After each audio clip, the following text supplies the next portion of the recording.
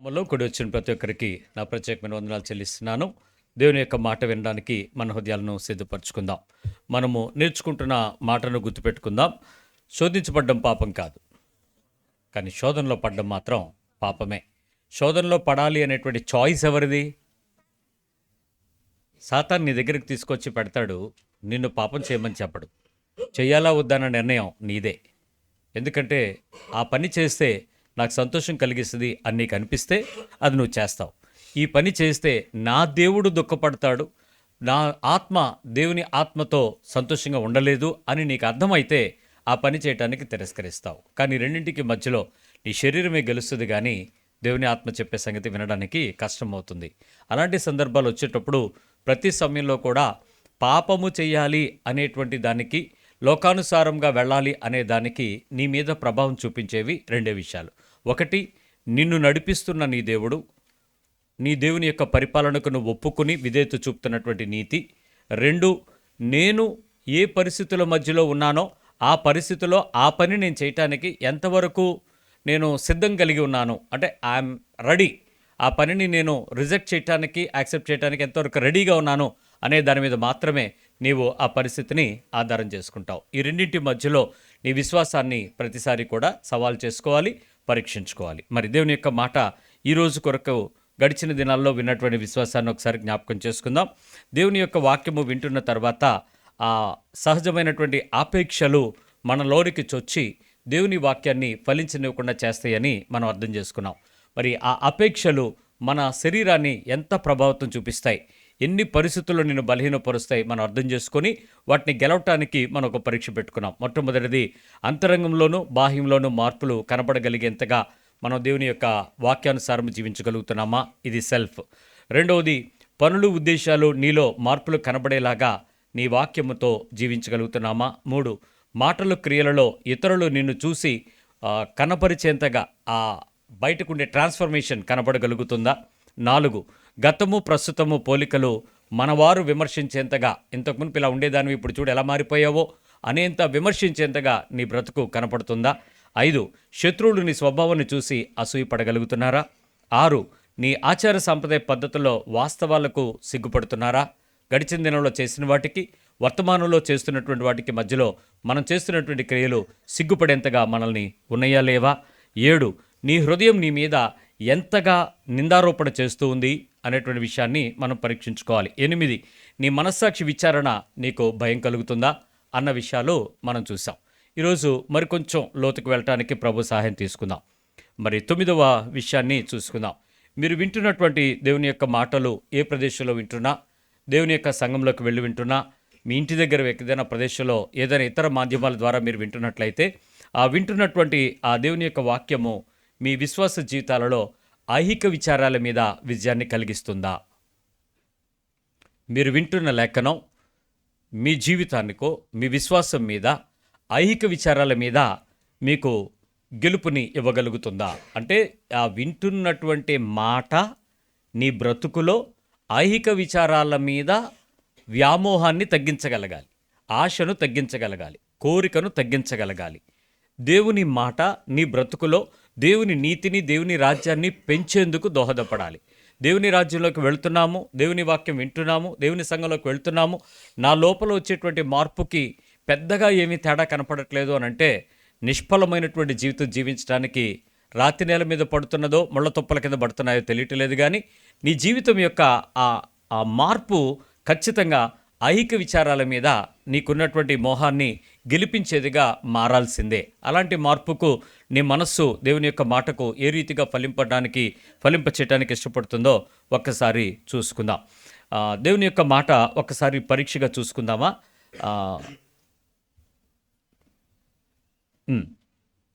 అపోస్తలుల కార్యాల గ్రంథము 24వ అధ్యాయము 16వ వచనం.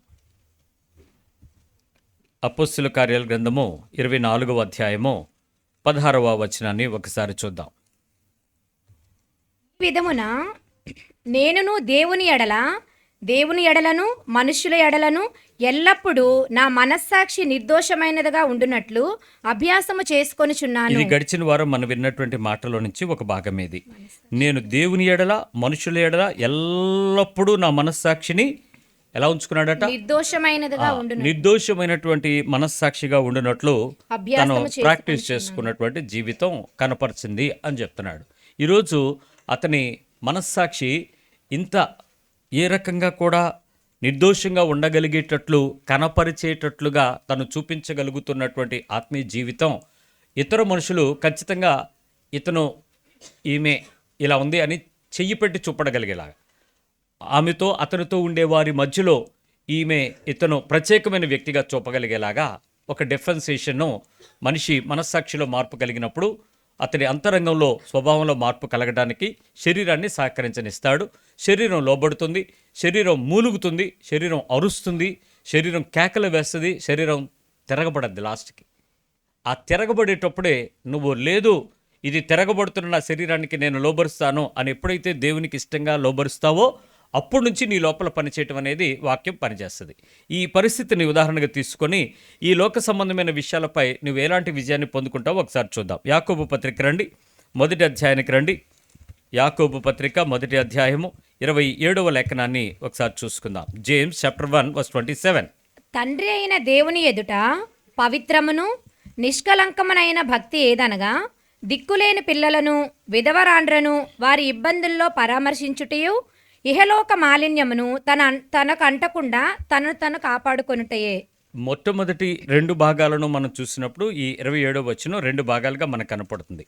ఒకటి, దిక్కులేని పిల్లలు విధవరాండ్రను వారి ఇబ్బందుల్లో పరామర్శించుట, ఇది సహాయపు పరిచర్య. ఇది ఇతరుల కొరకు, ఇతరులతో, ఇతరుల మధ్య మనం చేసే పరిచర్య. రెండో భాగం ఏం కనపడుతుంది? ఇహలోక మాలిన్యము నీకు సెల్ఫ్, అది నీ మనస్సుకు, నీ శరీరానికి, నీ అంతరంగానికి అంటుకోకుండా ఉండడానికి నీ లోపల జరిగేటువంటి చర్య. ఒకటి ప్రజలకు, 2 వ్యక్తిత్వానికి మధ్యలో. ఇక్కడ చూద్దాం, ఇహలోక మాలిన్యాన్ని అంటించుకోకుండా నీ శరీరానికి ఎంతవరకు వింటున్నటువంటి వాక్యం ఉపయోగించుకుంటుంది? అసలు ముందు లోకానికి సంబంధించిన విషయాలను మనం చూస్తునేటప్పుడు అందరితో పాటు మనము ఉండాలి, అందరిలాగా మనము ఉండాలి అనేటువంటి కోరిక ఏమైనా కలుగుతుందా? అలా ఉండకూడదు అని ప్రత్యేకంగా ఉండాలని ఏమైనా అనిపిస్తుందా? ఒక 100 మందిని మీరు తీసుకుంటే 98 మంది వాళ్ళని చూడు అన్న పదం దగ్గర ఉంటుంది. ఆ 98 మంది గుడ్డోళ్ళు, నీ ఇద్దరే మంచోళ్ళు. అప్పుడు మీ ఇద్దరికి పోటీ వస్తుందా? పర్వాలేదని రాజీకి వస్తారా? 98 మంది గుడ్డోళ్ళు, మీ ఇద్దరే మంచోళ్ళు. అవతల వ్యక్తిలాగా ఉండాలని నువ్వు పోటీ పడతావా? ఇద్దరేగా ఉన్నది, మీ ఇద్దరు ఒకే రకమైన పద్ధతికి రావడానికి ప్రయత్నం చేస్తారా? ఈ లోక మాలిన్యం అంటించుకోకుండా ఉండగలగడం అనంటే ఈ లోకంలో చూస్తున్నటువంటి మనలో పోటీతత్వము, వారిలాగా ఉండాలి అనేటువంటి ఆశాతత్వము, వారిలాగా లేను అనే విచారత్వము, వారిని చూసి నేను అంతకన్నా గొప్పగా ఉండగలిగను కదా, నా స్థాయి, నా స్థితి, నా స్తోమత ఎంత గొప్పది అనే గర్వపు తత్వము నీ లోపల మార్పు రానివ్వకపోతే నీ భక్తి దేవుని వాక్యం ప్రకారం ఐక్య విచారాలతో మునిగిపోతూ ఉంది. ప్రభు దగ్గరికి వచ్చి కూడా ఆ విచారాలు గెలవకపోతే మీ అంతరంగంలో సత్యం లేదు. క్రీస్తు దగ్గరికి వచ్చి దేవుని రాజ్యంలోకి వెళుతూ వాటిపై మమకారాన్ని చంపకపోతే, మాలిన్యాన్ని అంటించుకుంటూ ప్రభు రక్తము పరిశుద్ధపరచుననే పాటల దగ్గర మిగిలిపోతావు. నీ మనస్సాక్షి దేవుని యొక్క విచారంలోకి వెళ్ళిపోతుంది. నెమ్మదిగా వాతవేయబడిన మనస్సాక్షికి అప్పగిస్తాడు. క్రైస్తవ్యంలో ఎలా ఉండకూడదు అని చెప్పడానికి నిన్నే చూపించి, ఇదిగో ఈమెలాగా ఉండకండి, ఇతనిలాగా ఉండకండి అనేటువంటి చెడ్డ సాక్ష్యానికి గురి అయిపోతావు. బైబిల్లో ఆ 2 విషయాలు ఉంది. ఇదిగో మునుపు నిష్ప్రయోజకుడైనటువంటి ఒనేసిము నాకు ఇప్పుడు ప్రయోజకుడు అని చెప్తాడు. అలాగే దేమా, జాగ్రత్త అని దేవునికి వదిలిపెట్టానని చెప్తాడు. నువ్వెవరిలా ఉండాలనుకుంటున్నావు? దేన్ని ప్రేమిస్తున్నావు? ఏ లోకాన్ని ప్రేమించే నీ బ్రతుకులో లోక స్నేహం దేవునితో వైరమని నీకు తెలియదా? దానికి ముందు కొటేషన్ ఏంటో తెలుసా? వ్యభిచారులారా. అంటే ఏదైతే వదలాలని తెలిసి వదలక, విడిచిపెట్టాలని తెలిసి విడిచిపెట్టక, విపరీతమైనటువంటి కాంక్షగా శరీరేచ్ఛను ప్రేరేపించుకుంటామో అది వ్యభిచారత్వం. అది ఏ విషయంలోనైనా కావచ్చు. అది వెండి కావచ్చు, ముత్యం కావచ్చు, జడలు కావచ్చు, వస్త్రం కావచ్చు, బంగారం కావచ్చు, అధికారం కావచ్చు, అది వ్యభిచారమే. నువ్వు ఏ వస్తువు కొరకు విపరీతంగా వెంపర్లాడతావో ఆ వస్తువుతో లోక సంబంధమైన వ్యభిచారం చేయడానికి ఇష్టపడుతున్నట్టుగా సమాధానమే. ఒకసారి ఆలోచించండి, ఎక్కడెక్కడ మీ జీవితాలలో ఆ ఫలము రాకుండా ఈ లోక సంబంధమైనటువంటి మాలిన్యాన్ని అంటించుకోవటానికి ప్రయత్నం చేస్తున్నాం. ఒకసారి ప్రయత్నం చేద్దాం. ఒకసారి రోమీయులకు రాసిన పత్రికలో 12వ అధ్యాయంలో 2వ వచనం మనకిది హెచ్చరిక వాక్యంగా, ఈ క్రైస్తవ రాజ్యాంగం, constitution, Christian constitution is Romans. రోమపత్రిక 12వ అధ్యాయంలో 2వ వచనం మనకి చాలా హెచ్చరికగా చెప్తాడు. కాబట్టి అని చెప్తూ మీరు ఈ లోక మర్యాదను అనుసరింపక కింద ఫుట్ నోట్, ఈ యుగ మర్యాదను మర్యాదను అనుసరింపక వెంబడించక ఉత్తమమును అనుకూలమును సంపూర్ణము నయ్యున్న దేవుని చిత్తమేదో పరీక్షించి తెలుసుకొనున్నట్లు మీ మనస్సు మారి నూతన మగుట వలన రూపాంతరము పొందుడి. ఈ లోక మర్యాదను అనుసరించొద్దు, ఈ యుగ మర్యాదను అనుసరించొద్దు, ఈ లోకంలో చేసే పద్ధతిని మీరు వెంబడించడానికి ప్రయత్నం చేయకండి అని చెప్తారు. ఒక్క నిమిషం వినండి. ఈ ప్రదేశంలో కూర్చున్నటువంటి, నా ముందు కూర్చుని దేవుని మాట వింటున్నటువంటి మీతో ఆత్మ చెప్పే సంగతి ఒకసారి వినటానికి ప్రయత్నం చేద్దాం. ఇక్కడ కూర్చున్న వాళ్ళందరూ ఒకే రకమైనటువంటి వాక్యం వింటున్నారు, ఒకే సేవకుని యొక్క బోధలో మీరు ఉంటున్నారు. కొద్దిసేపు అవును అనుకుందాం, అనండి ఒకసారి. అవును. ఒక వ్యక్తి చక్కగా తయారై ముక్కులకి, చెవులకి, మెడలోను, చేతులకి, ఇంకెక్కడైనా భాగాలకు ఆ బంగారాన్ని వేసుకుని వచ్చారనుకోండి, నీ మనసు నీతో ఏం చెప్పుద్ది? స్త్రీలు ముఖ్యంగా ఏం కోరిక కలిగి ఉంటుంది? వాళ్ళకు ఉంది, వాళ్ళు వేసుకున్నారు అనేవాళ్ళు ఎంతమంది? ఓకే, మీరు అలాంటి వ్యక్తుల్ని చూసినప్పుడు పురుషులైన మీరు మీ భార్యలను కూడా మీరు అలా చేస్తే బాగుందని మీకు అనిపిస్తుందా? లేకపోతే అమ్మో దానిలాగా వండుకొని ఉంటే బెటర్ అనిపిస్తుందా? అలా కోరిక కలగకుండా ఉంటే మా ఆవిడికి బాగున్నాను అనిపిస్తుందా? మీకేమనిపిస్తుంది? ఆ అమ్మాయిని చూసినలాగా నన్ను సతాయించేద్దు ఈరోజు మా ఇంటికి వెళ్ళిన తర్వాత, బాబోయ్ అలా ఉండకుండా దాని కళ్ళు పడకుండా చూడనే కదా మీరు ప్రార్థన చేస్తారు. అంతే. కొంతమంది ఉంటారు ఏమనంటే ఇది సరిగ్గా లేదు కానీ దీనికన్నా లావు తయారు చేయించాలి మా ఆవిడికి అనే వాళ్ళు కొంతమంది ఉంటారు. ధన్యులు, మీరు ధన్యులు. ఈ రెండింటి మధ్యలో నీ మనస్సు రూపాంతరం చెందిందో లేదో తెలుసుకునేది ఇక్కడే. లోకంలో ఉండేటువంటి మర్యాద మనుషుల శరీరాలను బట్టి, మనుషుల శరీరానికి వారు ఇచ్చేటువంటి రంగులను బట్టి, వారు వేసే వస్త్రాలను బట్టి, వారు వేసే నగలు, ఐశ్వర్య సంబంధమైన పద్ధతులను బట్టి, వాటిని చూచి ఈ వ్యక్తులు గొప్పవారుగా, ఘనులుగా ఉన్నారు అనేటువంటిది ఒక అభిప్రాయం లోకానిది. కానీ నీ మనసు ఎందుకు శోధించబడుతుంది? నువ్వు క్రీస్తు దగ్గరికి వచ్చావు, రూపాంతరం చెందుతున్నావు, క్రీస్తు రక్తంలో కడగబడుతున్నావు, క్రీస్తు శరీర రూపాంతరం జరుగుతుంది. క్రీస్తు శరీర రూపాంతరంలో నీ మనస్సాక్షి నీతో చెప్పేది నీ పాదాల కింద ఉండాల్సింది నీ నెత్తి మీదకి రాకూడదు. రేపు నేను నడవబోయేటువంటి నిత్యత్వంలో పరలోకంలో స్ఫటికముల వంటి వీధుల మధ్య బంగారపు రోడ్లపై నేను నిలబడతాను. ఆ ప్రదేశంలో నేను ఆహ్వానించదగినదిగా, ఆస్వాదించగలిగినట్లుగా నా ఒంటి మీద ఏ రకమైన నగలు ఉండవు అనేటువంటి విషయాన్ని నువ్వు అర్థం చేసుకొని ఈ మట్టి దేహం విడిచిపెట్టి దేవుని దగ్గరికి వెళ్ళే లోపు ఈ దేహంతో ప్రయోజకత్వమైనటువంటి పనికి ప్రభువుకు ఉపయోగపరచాలి అన్నది ఈ లోక మర్యాదను వెడవడం. కానీ ఈ పరిస్థితుల్లో మనకి ఒక ఆశ ఎలా కలిగిందో నాకు తెలియదు, కానీ మనం గడిచిన దినాలలో పూర్వపు పద్ధతుల్లో వెంబడించినటువంటి భక్తి సాధనాలలో దేవుళ్ళు అనబడేవారు వేసుకున్నటువంటి పైనుంచి కిందకి వేసుకున్నటువంటి నగలు, ఆ ఫిట్ డ్రెస్సులు, లేకపోతే ఆ శరీరం మీద ఉన్నటువంటి విపరీతమైనటువంటి మనుషులు జిగేలు అనిపించేటువంటి అలంకారపు బంగారాన్ని చూసి మీకు కూడా ఆశ పుట్టిందేమో. అలాంటి బంగారాన్ని నేను కూడా పొందగలను అనేటువంటి ఆశ కూడా వచ్చిందేమో. కానీ దేవుని దగ్గరకు వచ్చిన తర్వాత ఈ లోకానికి సంబంధించిన విలువ ఏదైతే ప్రజలు చెబుతారో దానిలో నుంచి నీవు మలినమున్న దానిని వేరు చేయగలవా? ఫిల్టర్ చేయగలవా? లోక మాలిన్యాన్ని విడిచిపెట్టగలవా? ఒక్కొక్క వ్యక్తికి ఒక్కొక్క బలహీనత ఏర్పడతా ఉంటుంది. ప్రభు దగ్గరికి వచ్చాకే ఏర్పడే బలహీనతలు చెప్తున్నాను. ప్రభువే విలువైన వాడని ఎంచేటప్పుడు ఈ లోకపు వెండి బంగారాల మీద నీకు వ్యామోహం ఉండదు.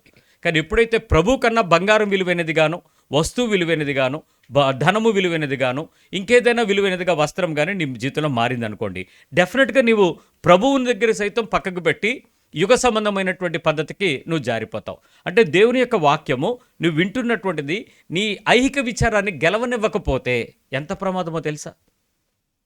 నిష్ప్రయోజకమైనటువంటి జీవితం, ఫలింపులేని జీవితం. ఐహిక విచారాలు నీ జీవితాన్ని ఆత్మీయంగా ఎతకనివ్వకుండా చేస్తాయని నీకు అర్థం కావట్లేదు. ఈలోపుగా నీ తరం తయారైపోద్ది, నీ పిల్లలు తయారైపోతారు, నీ వారసులు తయారవుతారు. వారు నిన్ను చూసి ఏం పట్టుకెళ్తారు? నీలో ఉన్న దైవత్వాన్నా, లోకమాలిన్యత్వాన్నా? నువ్వు రేపు పంచేటప్పుడు ఏం పంచుతావు? నువ్వు చనిపోయేటప్పుడు ప్రతి తండ్రి పిల్లల్ని ఆస్తికత్తలుగా చేస్తాడు. ఏ ఆస్తి ఇవ్వాలి? బంగారమా, వెండా, ఇళ్ళ, డబ్బులా, బ్యాంక్ బ్యాలెన్సా, లాకర్లా? ఏమివ్వాలి? నీ ఆత్మీయతను కదా వాడు పట్టుకెళ్ళాలి, నీ ప్రేమను కదా వాడు పట్టుకెళ్ళాలి, నీవు ఇచ్చినటువంటి ఆత్మ సంబంధమైన బంధుత్వాన్ని కదా వాడు లోకంలో అనేకుల ఎదుట ఘనతగా ఎంచబడాలి. లోకమాలిన్యత నీ జీవితంలోకి వస్తూ నువ్వు పెట్టుకునేటువంటి లెక్కలు, నీ ఒంటి మీద వేసుకునే వాటి కొరకైనటువంటి ఆశతో నీ మనసు పెరుగుతున్నప్పుడు ఐహిక విచారాలపై నువ్వు ఇంకా విజయం పొందలేదు.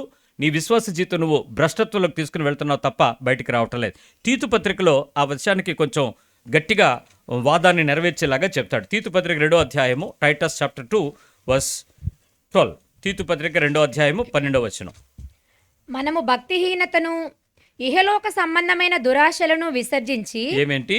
భక్తిహీనతను ఇహలోక సంబంధమైన దురాశలను విసర్జించి ఇహలోక సంబంధమైన దురాశలను విసర్జించి. ఈ లోక సంబంధమైన ఆశలు ఏమున్నాయో చెప్పండి. పాటలు పాడతాం. నీవే నా ఆశ, నీ దగ్గరకు నడుచుటయే నా ఆశ శ్వాస. బాగానే ఉన్నాయి. నీ ఆశ దేవుడే, నువ్వు నడవడం ఆశే, నువ్వు బ్రతకడం ఆశ శ్వాసే. కానీ వాస్తవంగా ఈ లోక సంబంధమైన దురాశలను నువ్వు గెలవకపోతే నీ భక్తి జీవితం ఒక ఆత్మీయ ప్రమాణానికి ఎంచబడదు. నేను వినే మెసేజెస్ నా బ్రతుకుని, నేను చదివే వాక్యము నా బ్రతుకుని, నాకు బోధించుచున్న ఉపదేశం నా బ్రతుకుని, నేను నేర్చుకుంటున్న ఉపదేశం నా బ్రతుకుని సవాలు చేయగలిగేదిగా మారాలి. ఆ వాక్యము నా అంతరంగాన్ని పరిపూర్ణంగా మార్చగలిగి నా విశ్వాస మనోనేత్రాలను తెరిచి నా బ్రతుకు దినములలో ఐహిక విచార సంబంధమైన ప్రతి పరిస్థితిని గెలిచే స్థాయికి పెంచాలి. గెలిచే స్థాయికి పెంచాలి. అది పెంచనివ్వని యవనకాలపు జీవితం కానీ, ఇచ్చలు కానీ, ప్రౌఢ జీవితపు విశ్వాసం కానీ, నీవు వెంబడించే ఏ ఉద్ధరణ కూడా అది దైవికమైన ప్రమాణంగా రాదు. కాబట్టి ఇది చాలా గట్టిగా హెచ్చరిక తీసుకుందాం. ఒక విషయాన్ని ఇక్కడ కొంచెం గట్టిగా మాట్లాడుకోవాలి. ఏంటి దైవికమైనటువంటి లోహ సంబంధమైనటువంటి దురాశలు అనేటువంటి విషయంలో మనకు కొన్ని బలహీనతలు ఉన్నాయి. ప్రపంచం ప్రతి కాలంలో కూడా తాత్కాలికంగా కానీ శాశ్వతంగా కానీ ఆలోచించేది ఆకులు, పచ్చగా కనిపించే అంజూరపు ఆకులే. ఎవరు కట్టుకున్నారు? ఆదాము కట్టుకున్నాడు. దేవుడు వెంటనే దాన్ని చూసి, నువ్వు డెకరేట్ చేసుకుందాం అనుకుంటున్నదైతే నీ తెలివితేటలకి అసలు ఆడికి కుట్టడం ఎవరు నేర్పాడు? వారు కుట్టుకొని అని ఉంది అక్కడ. అంటే లోక సంబంధమైన తెలివితేటలు వచ్చేసినాయి. దానికి తగ్గట్టుగా దానికి డెకరేషన్ అలవాటు చేసుకున్నాడు. కానీ దేవుడు దాన్ని మార్చేశాడు. తిరిగి అది కాదు, నీకు కావాల్సింది ఒడిలిపోయేది కాదు, శాశ్వతమైనది, మార్చుకునేది కాదు, పరిపూర్ణమైనదని ఒక ఆలోచన చెప్పాడు. ఈరోజు మీ జీవితంలో ఎంతమంది వస్త్రాలపై విజయాన్ని సంపాదించారు?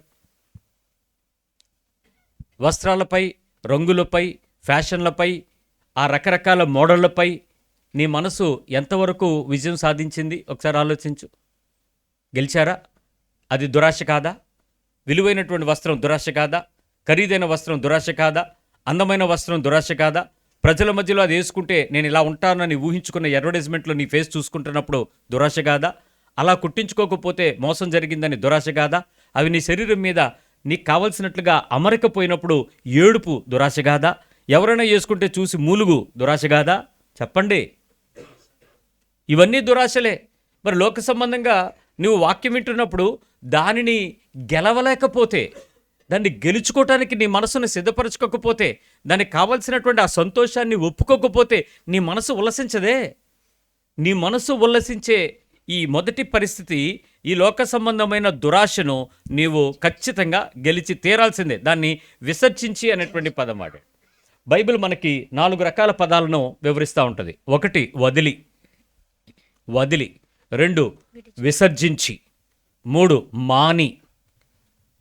మాని అంటే దాన్ని మానేయాలి, దాన్ని లీవప్ అన్నమాట. 4 వాటిపై విజయము పొంది. ఇవి 4 పదాలు. నువ్వే పదం దగ్గర ఉన్నావు? విసర్జించే స్థాయికి వచ్చావా? ఒక్కసారి దానిపై నువ్వు విసర్జన జరిగితే, అంటే అది నీ శరీరంలో నుంచి బయటకు పోయిన తరువాత ఆ విసర్జకాన్ని నువ్వెప్పుడు కూడా స్వీకరించనేది విసర్జించటం. వదులుట అంటే మళ్ళీ పట్టుకునే అవకాశం ఉంది.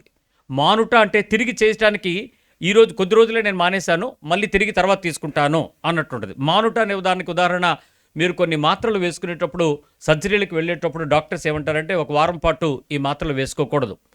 రక్త ప్రసరణను పలచన చేసేటువంటి, ఆ రక్తాన్ని పలచన చేసేటువంటి ఆ కోప్లిక్స్ ఏమైనా ఉంటే వాటిని ఆపండి, ఆ తర్వాత మళ్ళీ వారం తర్వాత మీరు వేసుకోండి అని చెప్తారు. అవి ఏం చేస్తారు? మీరు మానుచున్నారు. మళ్ళీ తిరిగి ఏం చేస్తారు? వాటిని మళ్ళీ పునరుద్ధరించాలి, లేకపోతే నీ ఆరోగ్యం పాడవుద్ది. కొన్నిసార్లు కొన్ని అలవాట్లు మానుతూ ఉంటాం. వదిలినవి మళ్ళీ మీరు పట్టుకుంటే, ఏదో అనుకున్నాను కానీ తప్పట్లేదండి, కొంచెం మళ్ళీ వీటిని తీసుకుంటున్నాను, చేస్తున్నాను. కొన్ని మానుతాం, కొన్ని విడిచిపెడతాం. మరి విసర్జించే విషయాలు అర్థం ఏంటి? నీ శరీరంలో నుంచి కొన్ని విసర్జాలు వెళ్ళిపోతూ ఉంటాయి. వాటిని ఎప్పటికీ కూడా తిరిగి చూడటానికి, తీసుకోవటానికి, ముట్టుకోవటానికి మనం ప్రయత్నం చేయలేం. ముక్కులో నుంచి వచ్చేది, చర్మం మీద నుంచి వచ్చేది, 1, 2లోంచి బయటకు పోయేవి, వాటిని ఎవరైనా తిరిగి దాచుకునే వాళ్ళు ఎవరు ఉన్నారా? టెస్ట్లకి ఇస్తారు తప్ప ఇంకెప్పుడు దాన్ని ముట్టుకోరు. ఎందుకు? అది విసర్జికం. బైబిల్ చెప్పినటువంటి విసర్జించాలి అనేటువంటి పదం నువ్వెప్పటికూ దాన్ని దాయటానికి కానీ పట్టుకోవటానికి కానీ అవకాశం లేనట్లుగా ఉండే వాటిని విసర్జించు అనే పదం వాడింది. ఇప్పుడు చెప్పండి, దురాశల్ని విసర్జించాలి, విడిచిపెట్టారా? మొదటిది వస్త్రం దగ్గర దురాశ పోయిందా? పోలేదు. రెండో విషయం కొద్దాం, బంగారం. ప్రజలకు చాలా అందంగాను, వ్యామోహంగాను, ఆసక్తిగాను కనపరిచేది బంగారమే. ఈ బంగారంతో మనం చేసుకునేటువంటి నగలు కానివ్వండి, బంగారంతో చేసుకునే ఆభరణాలు కానివ్వండి, బంగారాన్ని మన దగ్గర ఉండడం ద్వారా తెచ్చుకునే మానసిక ధైర్యం కానివ్వండి, ఇవన్నీ కూడా దురాశను నువ్వు విడిచిపెట్టాలని బైబిల్ చెప్తుంది. అది లేకపోతే ఒక బాధ, ఉంటే ఒక బాధ. ఉంటే దాచుకోలేదని దాన్ని పెంచుకోవాలి. ఎంతసేపు దాన్ని మన శరీరం మీద చూపించుకోవటానికి ఎంత వేదన పడతాం. అవసరమైతే స్కీమ్ కట్టి, ఏది కొంచెం కట్టి ఏదో పెద్దది చేసుకోవాలనేటువంటి తపన. అమ్మయ్య ఎంత ఉంది అనేటువంటి. ఆడపిల్లలు ఉన్నారు అంటే అది ఇంకో దుఃఖం. ఏదో పండగ పేరు చెప్పి కానీ పరకాని పక్కనేసి మొత్తం కలిపి కరిగించి ఒక ముద్ద చేసుకుందాం అన్నట్టు ఒక ఆనందం. ఇవన్నీ నువ్వు సంపాదించుకుంటున్నటువంటి స్థితిని పెంచచ్చేమో కానీ నీ జీవితంలో దాని మీద మమకారాన్ని చంపకపోతే మాత్రం అది దురాశే. దాన్ని నువ్వు గెలవకపోతే నష్టమే. మూడోది డబ్బులు. మనకందరికీ ఉండాల్సింది డబ్బే. కానీ ప్రపంచం ఎటుపోతుందో నాకు విషయాలను చూస్తున్నప్పుడు అర్థమవ్వాల్సిన విషయం, all the globe under fire, అంత నిప్పులో ఉంది. మొత్తం భూమి చుట్టూ నిప్పు. మీరొక్కడే సంతోషంగా బతుకుతున్నారు. ఒక విధంగా చెప్పాలంటే ఇరాన్ దగ్గర స్టార్ట్ చేసి ఇజ్రాయేల్ దేశం వరకు ఏ దేశంలో నెమ్మదలేదు. అమెరికాలో బతికేవాడు ఏ రోజు ఏమవుద్దో తెలియని పరిస్థితి. మిడిల్ ఈస్ట్లో బతికేవాడు ఏ టైంలో అమెరికా ఏ రకమైనటువంటి బాంబు చేస్తుందో తెలియని పరిస్థితి. ఇక ఏ దేశమైనా చూడండి, యుద్ధ సమాచారాలతో ఉన్నాం. ప్రభు రాకడకు సూచక క్రియ యుద్ధ సమాచారాలు వింటారు. కాబట్టి మీరు జాగ్రత్తగా ఉండండి, భయపడుతూ ఉండండి. ఇలాంటి కండిషన్స్లో ఒక్కొక్క ఫంక్షన్కి 70 లక్షలు, 30 లక్షలు, 20 లక్షలు ఏమీ కాకుండా ఖర్చు పెట్టి చేసుకుంటున్న ఈ పెళ్ళిళ్ళని ఏమనాలి? రాబోతున్న రెసెషన్ ఎంత తీవ్రంగా ఉంటుందో తెలుసా? ఆర్థిక మాంద్యం ఎంత ఎక్కువగా ఉంటుందో తెలుసా? ఆ డబ్బు నీ జీవితంలో ఎంత సంతోషాన్ని నీకు కలిగిస్తుందో, ఎంత లగ్జరీని నీకు చూపిస్తుందో అంత నాశనానికి నిన్ను కిందకి తీసుకెళ్తుంది. ఇరాన్ కరెన్సీ ఈరోజు ఎంతో తెలుసా? 0 కరెన్సీకి వాల్యూ లేకుండా అయిపోయింది. ఇతర దేశాలతో పోలిస్తే, అమెరికాతో పోలిస్తే అది మైనస్లో ఉంది. అసలు ఆ కాగితం ఎవడు తీసుకోడు, ఇంకా ఇరాన్ నోట్ను ముట్టుకోడు ఎవడు. అలాంటి పరిస్థితి అయిపోయింది. ఎంతో దూరం లేదు మనం ఎంతో దూరంలో లేవు. ఈ రోజుకి నువ్వు షాప్ కార్ట్ వదలట్లేదు, దానిలో పెట్టిన వాటి నుంచి ఏడుపవ్వ మానట్లేదు. ఏదో సాధించాలి, ఏదో కొనాలి, ఏదో తినాలి. ఈ మనసంతా ఇక్కడే ఉంది. ఐక్య విచారాలపై నీకు విజయం ఎప్పుడు? వాక్యం వింటున్నావు కదా, నీ రాకడకు సూచన క్రియలు ప్రపంచంలో ఏం జరుగుతుందో తెలుసుకోవా? ఏ వైపు నుంచి ఏం జరుగుతుందో తెలీదా నీకు? వాటిని గ్రహించలేని వారంగా మనకున్నటువంటి పరిస్థితుల్లో మీ ఫేస్బుక్లోనో యూట్యూబ్లోనో పట్టుకుని జీవిస్తే నీ విశ్వాసాన్ని నువ్వే ప్రశ్నలుగా మారిపోతావు. కాబట్టి పరిస్థితుల్లో డబ్బుతో ఎలాంటి జీవితాన్ని అయితే గడపాలనుకుంటున్నావో అది నీ జీవితానికి నాశనం తీసుకొస్తుంది. 4, నీకు కావాల్సినటువంటి కుటుంబం, ఫ్యామిలీ, కుటుంబంతో విపరీతమైనటువంటి ఆసక్తి, మమకారాలు పెంచుకోవటం తప్పేం లేదు. కానీ వాటితో దైవికమైనటువంటి పద్ధతికి ఫలించనివ్వకుండా నీ కుటుంబం అడ్డుపడితే దాని నుంచి గెలవాలి. నీ కుటుంబం ఆపితే దాని నుంచి దూరంగా నడవాలి. ఖచ్చితంగా తల్లిని కానీ, తండ్రిని కానీ, ఇంటిని కానీ, భూమిని కానీ చెప్పేటప్పుడు ప్రతి సంబంధాన్ని బైబిల్ నొక్కి చెప్పింది. కాబట్టి ఆయా పరిస్థితుల్లో మీరు ఎక్కడైనా ఆ పరిస్థితికి నీ విజయము నిన్ను నడిపించకపోతే నువ్వు మోసగాడివి, నువ్వు మోసగతివే. కుటుంబమే కాదు, సంబంధాలు, ఆరోగ్యం, బాధ్యతలు, భవిష్యత్తు, ఇల్లు, ఉద్యోగాలు, సంపాదన, పిల్లలు, అసంతృప్తి, ఇవన్నీ కూడా నీ హృదయాన్ని ఐక్య విచారాల వైపు తీసుకుని పోయేవే. మళ్ళీ చెప్తున్నాను, బంగారము, ధనము, భూమి, ఘనత, వస్త్రము, కుటుంబము, సంబంధాలు, ఆరోగ్యము, బాధ్యతలు, భవిష్యత్తు, ఇల్లు, ఉద్యోగాలు, సంపాదనలు, పిల్లలు, అసంతృప్తి, ఇవన్నీ కూడా శోధనలే, ఇవన్నీ కూడా దురాశలే. ఇవన్నీ దురాశలే. ఏ దురాశనైనా నువ్వేం చేయాలంట? లోక సంబంధమైన దురాశలను మీరు విసర్జించాలని చెప్తున్నాడు. అందుకే ఆ పదం చదువుదాం ఒకసారి, మరొకసారి 12వ వచనం. ఇహలోక సంబంధమైన దురాశలను విసర్జించి శుభప్రదమైన నిరీక్షణ నిమిత్తము అనగా మహాదేవుడును మన రక్షకుడునైన యేసుక్రీస్తు మహిమ యొక్క ప్రత్యక్షత కొరకు ఎదురు చూచుచు ఈ లోకములో స్వస్థ బుద్ధితోను, ఈ లోకంలో నీవు స్వస్థ బుద్ధితోను నీతితోను భక్తితోను బ్రతుకుచుండవలనని మనకు బోధించుచున్నది. బైబిల్ ఏం బోధిస్తుంది? నీతిగా బతకండి, స్వస్థ బుద్ధితో బతకండి, వీటిని విసర్జించి బతకండి. వీటిలో నుంచి నువ్వు పూర్తిగా ఏ విషయాల్లో తేడాగా ఉన్నావో చూసుకుని వాటిని వదిలిపెట్టి బతకండి అని మనకి బైబిల్ బోధిస్తుంది. నిజానికి బైబిల్ బోధిస్తున్నటువంటి బోధకు మన హృదయాలు సిద్ధపడకపోతే, తెగబడకపోతే, రోషం పెంచుకోకపోతే నీ వాక్యము నిష్ఫలమవుతుంది. నీ జీవితంలో మరొకడు ఫలించినప్పుడు నువ్వు ఫలించలేకపోవటానికి కారణం వాళ్ళని చూసి అసూయపడ్డం కాదు, నీ లోపల ఉన్న ఐహిక విచారాలను చూసి. సో దేవుని వాక్యము నీ బ్రతుకులో ఐహిక విచారాలని గెలిచేదిగా మారుతుందో లేదో ఒకసారి పరీక్షించుకో.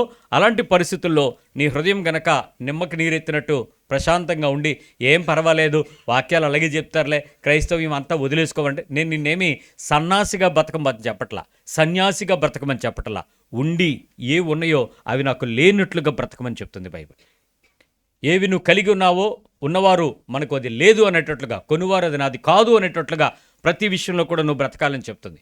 వేటి మీద నువ్వు ఆసక్తిని పెంచుకుంటున్నావు, వేటి యందు మమకారం కలిగి ఉంటున్నావు, దేని యందు నీ హృదయము విపరీతమైన ఉల్లాసంగా పడిపోతుంది, ఏ విషయాల్లో దీనిలో నీ ఫ్యామిలీ మెంబర్స్ కూడా ఉంటారు, నీ పిల్లలు కూడా నీకు విగ్రహంగా మారుతారు, నీ పిల్లలతోనే నీ జీవితం అని పెనవేసుకున్న పరిస్థితి ఉంటుంది. నీ కుటుంబం అంటే నా ఇల్లు, నా జీవితం, నా ప్రపంచం అన్నట్టు ఉంటుంది. But you have to overcome it. వాటిని విడిచిపెట్టకపోతే నీ విశ్వాస జీవితంలో ఎప్పటికీ కూడా దేవుని యొక్క వాక్యం ఫలింపులోకి నువ్వు రానివ్వవు. ఆ ఆటంకాన్ని నువ్వు గెలవకపోతే ఎప్పటికీ నువ్వు దేవుని నీతిలోనికి నెరవేర్చబడదు. నువ్వు ఎన్ని సంవత్సరాలు క్రైస్తవుడివైనా, మీ తాతల ముత్తాతలు పాస్టర్లైనా, నీవే సంఘంలో సేవకుడివైనా, నీవు ఈ విషయాలపై విజయం పొందని అనేక మంది సేవకుల మధ్యలో ఈరోజు నువ్వు కూడా వారిని వెంబడిస్తున్నావు, యేసుని వెంబడించట్లేదు, వాక్యమును వెంబడించట్లేదు, నీలో ఉన్నటువంటి ఆ దుర్నీతిని నువ్వు గెలవలేకపోతున్నావు. ఇది ఖచ్చితంగా దేవుని యొక్క వాక్యపు హెచ్చరిక. వాక్యము నీ లోపల పనిచేయట్లేదు అనడానికి ఇది ఒక సూచనగా చూడండి. తర్వాత విషయంకి వస్తున్నాను. 10వ విషయం, ఏ సందర్భాలలో వాక్యము నీ ప్రణాళికను ధ్వంసం చేసింది. Number 10th point, 10th question, నీకు ఏ సందర్భాలలో వాక్యము నీ ప్రణాళికను ధ్వంసం చేసింది. అంటే ప్రతి మనిషికి ఈ లోకంలో 2 రకాల జీవితాలు ఉంటాయి. ఒకటి అంటే ఒక life is equal to self life and God's will. అంటే self will and God's will. నా పట్ల నాకున్నటువంటి చిత్తము, రెండవది దేవునికి ఉన్నటువంటి చిత్తము, గాడ్స్ విల్. మీరు ఆలోచించండి, ఇంచుమించు 17 ఏళ్ళు వచ్చేంత వరకు కూడా మీ పట్ల మీ చిత్తం మీకేం తెలియదు. ఏం చేస్తారు? ఎవరో ఒకళ్ళు ఇన్ఫ్లుయెన్స్ చేస్తారు. ఖచ్చితంగా నువ్వు ఏ స్కూల్కి వెళ్ళాలో నీకు తెలుసా, వాళ్ళకి తెలుసా? నీ పేరెంట్స్. ఏ డిగ్రీ, ఏ డిప్లొమో, దాన్ని డిసిప్లిన్ చదవాలో, బైపీసీయా, ఎంపీసీయా, హెచ్ఈఎస్, అవన్నీ డిసిషన్ ఫ్యాక్టరీస్ ఎవరివి? అవి కూడా మహా అయితే ఒక 100 మందిలో 2 మీరు ఎంచుకోగలరేమో. మరి 98 మంది పేరెంట్స్ ఎంచుకుంటారు. ఎవరో చెప్పారు ఇదైతే బాగుంటుందంట, ఇదైతే మా పిల్లకి బాగుంటుందంట, ఇదైతే మా పిల్లలు లెక్కలు బాగా చేస్తుంది ఎంపీసీ, సైన్స్ బాగా చదువుతుంది బైపీసీ, ఏదో ఒకటి చెప్పి ఏదో ఒక కోర్స్. ఒక 17 ఇయర్స్ వయసుకు వచ్చిన తర్వాత అప్పుడు మీకు యుక్తంలో ఆలోచించడం అనేది మీకు అర్థమవుతుంది. అప్పుడు మీకు సెల్ఫ్ విల్ స్టార్ట్ అవుతుంది. ఈ సెల్ఫ్ విల్లో 2 రకాలు ఉంటుంది. ఒకటి రొటీన్ లైఫ్, రెండోది acts of the life. Routine life ఏంటి?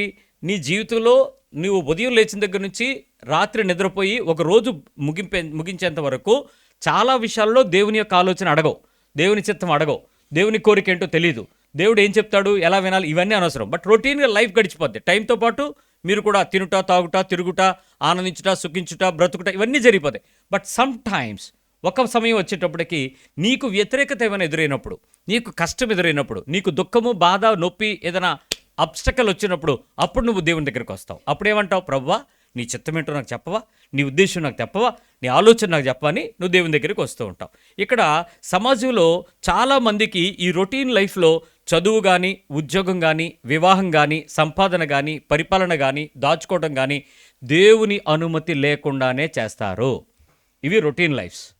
అసలు దేవుని యొక్క ఆలోచన కానీ, దేవుని ఉద్దేశం కానీ ఏమీ ఉండవు. ఇవన్నీ కామన్ సెన్స్గా జరిగిపోతూ ఉంటాయి. మన ఎల్డర్స్ మనకి టీచ్ చేస్తారు, మన పితరులు మనకు చెప్తారు. ఏమ్మా మీరు బాగానే ఏదో కొత్తగా ఉద్యోగంలో జాయిన్ అయ్యారు అనుకోండి, వాళ్ళకి ఏమి సూచనలు ఇస్తారు చెప్పండి? మీ పెద్దోళ్ళుగా, మీరే పెద్దోళ్ళు అయితే, ఇదిగోండి ఆ అంకుల్ నేను ఇప్పుడే జాబ్లో జాయిన్ అయ్యాను, నెలకి 50,000 వస్తుంది అన్న వెంటనే మీరు ఏం చెప్తారు చెప్పండి? ఫస్ట్ విషయం ఎవడు పడితే ఆడితో చేరకు, 4 రాళ్ళు, దానికి కావాల్సిన పథకాలు, అవసరమైతే నేను చీటీ వేస్తాను, నాకు నా దగ్గర చీటీ కట్టు, నువ్వు పోస్ట్ ఆఫీసులో పెట్టుకో, లేకపోతే ఆ ఆర్డీ వేసుకో, లేకపోతే ఎఫ్డి వేసుకో, లేకపోతే ఇన్వెస్ట్మెంట్ పెట్టు, పలానా దగ్గర ల్యాండ్ కొనుక్కో, ఖచ్చితమైన సలహా మీరు ఇస్తారు. ఆ జీతం దేవుని దగ్గరకు, దేవునితో పాటు నీ బ్రతుకులో ఉద్యోగంలో నువ్వు ఎంత నమ్మకంగా ఉంటావో దేవుని దగ్గర అంత నమ్మకంగా ఉండని మొదటి మాటగా చెప్తారా? ఆ మాట చెప్తే వాళ్ళు నీ దగ్గర రారు. ఇన్వెస్ట్మెంట్ ప్లాన్ చెప్తావు. సో ఇలా చాలామందికి లోకంలో చేసే చాలా విషయాల్లో అనేకుల ప్రభావాలు, ఇన్ఫ్లుయెన్సెస్ వాటి మీద పడతాయి. పర్సనల్ లైఫ్ మీద ఇన్ఫ్లుయెన్సెస్ ఉంటాయి. రెండోది, అనేక ఆసక్తులు జ్ఞానానుసారం పొందుకుంటారు. వాళ్ళకే ఒక ఆసక్తి వస్తుంది. అప్పటి వరకు అమ్మ బట్టలు కావాలి, అమ్మ చెప్పులు కావాలి, అమ్మ ఫీజు కావాలి, అమ్మ అక్కడికి వెళ్దాం అనుకుంటున్నాను, ఒక 50 రూపాయలు ఇవ్వు, డాడీ నేను అక్కడికి వెళ్ళాలి, ఒక 1000 రూపాయలు ఇవ్వండి. ఆ ఉద్యోగం చేసి సంపాదన వచ్చిన తర్వాత వీళ్ళేమంటారంటే, మీకు కావాల్సి అడగచ్చు కదా, నాకు చెప్పొచ్చు కదా. అంటే ఇప్పుడు వీళ్ళు ఏం చేస్తున్నారు? వీళ్ళు అప్పటి వరకు అడిగి తీసుకోవడానికి సిగ్గులేదు, ఇప్పుడు వాళ్ళ చేత అడిగించుకోవడానికి సిగ్గులేదు. వాళ్ళు అడగాలంట, వాళ్ళు చెప్పాలంట, వాళ్ళు చెప్తేనే వీళ్ళు ఇస్తారంట. అప్పటి వరకు నాది అనేది ఒకటి స్టార్ట్ అవుద్ది. ఇప్పుడు ఎందుకు అలా చేయగలుగుతున్నావు అంటే నీకున్నటువంటి ఆసక్తి అలాంటిది. నేను నిలబెట్టుకోవాలి, నేను బ్రతుకుతున్నాను, నేను ఇండివిజువాలిటీకి వచ్చాను, ఇది నీకు ఉండేటువంటి ఆసక్తి నిన్ను వ్యక్తిగా తీర్చిదిద్దుతుంది. మూడోది, అనుభవాలు వస్తాయి.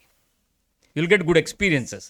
చాలా గతాన్ని గుర్తించుకుని, అనుభవాల్లో పొందిన అవమానాలను గుర్తించి నీ లైఫ్ని నువ్వు డిక్టేట్ చేసుకోవడానికి తయారవుతావు. దాన్ని మార్చడానికి కానీ స్థిరపరచుకోవడానికి నువ్వే ప్రయత్నం చేస్తావు. ఇవన్నీ నేను ఎందుకు చెప్తున్నానంటే, నీ అనుభవాలు, నీ అవకాశాలు, నీ ఆనందాలు ఒక పర్సనల్ లైఫ్ని డీల్ చేయడానికి ఉపయోగపడతాయి, ఒక వ్యక్తిత్వాన్ని కట్టుకోవడానికి ఉపయోగపడతాయి. ఇక్కడ నీకు దేవుడు అనేటువంటి పద్ధతి కన్నా నా జీవితాన్ని, నా స్వంతాన్ని, నా ఇష్టం వచ్చినట్లు కట్టుకోవటానికి ఉపయోగపడే నీ వ్యక్తిని మీరు ఎక్కడా కూడా చూడరు లోకంలో. ఒక 23-25 ఇయర్స్కి వచ్చేటప్పటికి వాడు ఏ రకమైన చిన్న ఇన్కమ్, చేతి పనిని బట్టి కానీ ఆర్థికమైన స్థితిని ఏ స్థితిలో పొందుకున్నా వాడు చూడండి, డెఫినెట్గా వాడి పర్సనల్ లైఫ్ని, పర్సనాలిటీని దిద్దుకోవడానికి ప్రయత్నం చేస్తాడు. వాడు ఎక్కడ స్పిరిచువల్ లైఫ్లోకి కరెక్షన్ అయ్యి నేను ఇలా కట్టుకోవాలి, నా దేవుడు ఇలా కోరుకుంటున్నాడు, నా దేవుని యొక్క చిత్తం ఏంటో నేను చూడాలి, ఎవ్వడూ రాడు. ఏ క్రైస్తవ కుటుంబంలోనూ రాడు. ఏ సేవలో ఉండేటువంటి సేవకుడి కొడుకు కూడా రాడు. ఎందుకు ఈ స్వచిత్తంలోకి వస్తున్నారు? ఎందుకు ఆ సెల్ఫీలో డెవలప్ అవుతున్నారు? మీరు ఎంత భక్తి అయినా చేయండి, భక్తి ఒక పక్కకి వెళ్ళిపోద్ది, పర్సనల్ లైఫ్ కట్టుకోవడానికి వాడి జీవితం ఒకలాగా మారిపోద్ది. ఇక్కడ ఎలాంటి వాడికైనా నీ జీవితంలో క్రీస్తుకి అప్పగించుకునే పరిస్థితుల్లో మాత్రమే నీకు ఒక పరిస్థితి ఏర్పడింది. ఇప్పుడు నేను అడిగే ప్రశ్నకి చక్కగా సమాధానం చెప్పండి. పరిశుద్ధ గ్రంథము యొక్క ప్రభావం నీ మీద ఎంత ఇన్ఫ్లుయెన్స్ చూపిస్తుంది? ఏది ఆ ఏజ్లో, ఏది నీ లైఫ్లో సెటిల్మెంట్ అవుతున్నావు అనుకున్న ఏజ్లో గాడ్స్ వర్డ్ తాలూకా ఇన్ఫ్లుయెన్స్ ఎంత ఉంటుంది? ఉంటుందంటారు అసలు? చదవడం, పొద్దున్న లేచి వాట్సాప్లో చదువుకోవడం, క్యాలెండర్ దగ్గర ఒక వాక్యం చదువుకోవడం, ఈ 7 పళ్ళకి ఈ లోపు మీ అమ్మ నాన్న ఏదో ఒకటి రోజు పంపుతూ ఉంటారు. అరే బైబిల్ చదివావా, ఇదిగో నేను ఈరోజు చదివింది ఏంటో చెప్పానంటే వాళ్ళు అడుగుతారు కాబట్టి ఇటు చదువుతాడు. ఇదిగో ఈరోజు నువ్వు పంపింది నేను ఒడిగొని ఎడబాయిన గుర్తుందలే అంటే, అమ్మయ్య నా కొడుకు బైబిల్ చదివాడు, అదో తృప్తి. ఇంకా ఆ తర్వాత ఆడు ఏం చేస్తున్నాడు ఏంటి అనవసరం మనకి. ఆడి జీవితంలో ఆడు పోరాటం పోతాడు, ఆ వ్యక్తి దాని ఇష్టానుసారం తిరుగుతుంది, నువ్వు మాత్రం నా బిడ్డ దేవుడితో ఉన్నాడు అనేటువంటి ఆశ ఆనందంతో బతుకుతున్నావు. రైట్. బైబిల్ ప్రభావము ఒక వ్యక్తి జీవితంలో వాక్యం యొక్క ఇన్ఫ్లుయెన్స్ ఎంత? నీ పక్కన అడగండి, ఏమైనా పనిచేస్తుందని? వర్డ్ తాలూకా ఇన్ఫ్లుయెన్స్ ఏమైనా పనిచేస్తుందా? అంటే ఇక్కడ ప్రాబ్లం ఏంటంటే, నా పర్సనల్ లైఫ్కి నా ప్లానింగ్ నాకు ఉంది కదా, నేను ఇలా చేస్తాను, ఇలా చేయాలి, ఇలా ఉంది అని. దాని మీద దేవుని వాక్యం చదివినప్పుడు ఈ వాక్యం యొక్క ప్రభావం నా పర్సనల్గా రాసినటువంటి టోటల్ సిస్టమ్ ఏదైతే రాస్తానో దానిని కొట్టేయగలగాలి. అనవసరంగా నేను ఇదంతా పెద్ద ప్లానింగ్ చేశాను, దీనికన్నా నా లైఫ్ నా చేతిలో ఉండడం కంటే దేవుని చేతిలో ఉండుట మంచిది, నా ప్లానింగ్ నేను వేయటం కంటే దేవుడు నా గురించి ఏం ప్లాన్ వేసాడో చూసుకుని దానిలోకి వెళ్ళిపోదాం అనేటువంటి ఆలోచన చాలామందికి రాదు. వాక్యము యొక్క ప్రభావం ఎంత ఉంది అని అడిగితే ఐ కెన్ సే 1% కూడా రాదు ఆ పర్సనల్ లైఫ్లో 20 to 35 ఇయర్స్ ఆఫ్ ఏజ్. ఒకవేళ నువ్వు రక్షణ పొందినటువంటి వ్యక్తి అయితే వాక్యమునకు నువ్వు ప్రాముఖ్యత ఇస్తావు, ఇంపార్టెన్స్ ఇస్తావు. లైక్ చర్చికి రావడం, నోట్స్ తెచ్చుకోవటం, రాసుకోవడం, అండర్లైన్ చేయడం, మార్కర్ పెన్ పట్టుకురావటం, గీతలు గీయటం, లేకపోతే దానికి సంబంధించిన ఇంకేదైనా ఆ నోట్స్ని నువ్వు తయారు చేసుకోవడం, వీటికి నువ్వు చాలా ఇష్టపడతావు. దట్స్ గుడ్, మంచిది.